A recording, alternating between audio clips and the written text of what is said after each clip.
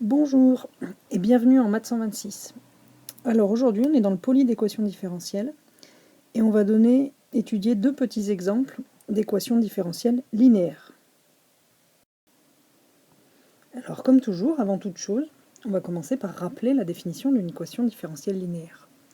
Alors pour les équations d'ordre 1, on dit que l'équation est linéaire si elle s'écrit a de t fois y' de t plus b de t fois y de t égale c de t, le second membre.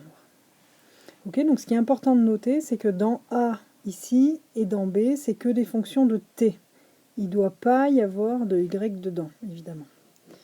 Ok. Alors pour l'ordre 2 maintenant, c'est exactement la même chose, sauf qu'on a un 2 degrés de dérivation. Donc l'équation est linéaire si elle est sous la forme a de t fois y seconde de t plus b de t fois y' de t plus c de t fois y de t égale le second membre d de t. Ok, donc là une fois de plus, ce qu'il y a à retenir, c'est que en gros ce qui est en facteur de y seconde, y' et y, c'est des choses qui n'ont pas le droit de dépendre de y, qui sont des fonctions de t uniquement. Alors on va attaquer le premier exemple. Donc qu'est-ce qu'on a ici? On a une équation qui est d'ordre 2, parce que le plus haut degré de dérivation c'est y seconde, c'est de 2.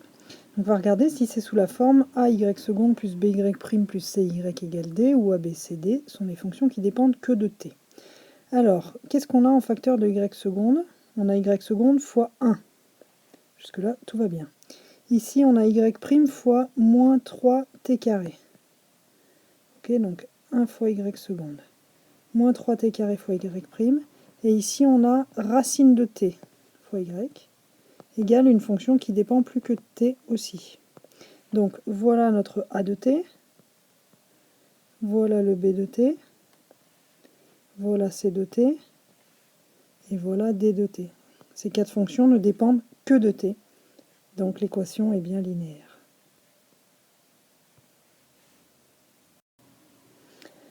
Alors voilà pour celle-là, pour la deuxième, donc celle-là c'est une équation d'ordre 1, puisque le plus haut degré de dérivation c'est y', donc c'est d'ordre 1. Donc là, allons-y de la même façon. Ici, on a y' fois quoi? Fois 1. Ici, donc 1 fois y'.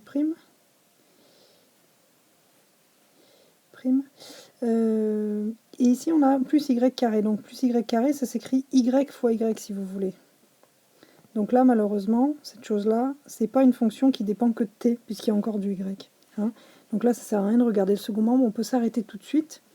Il y a du y carré, et donc ce carré, il fait que le coefficient ne dépend pas que de t, dépend aussi de y. Donc malheureusement, l'équation est non linéaire ici.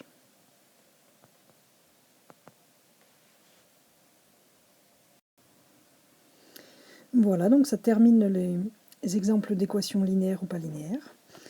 S'il vous reste des questions, n'hésitez pas à demander à vos enseignants. Voilà.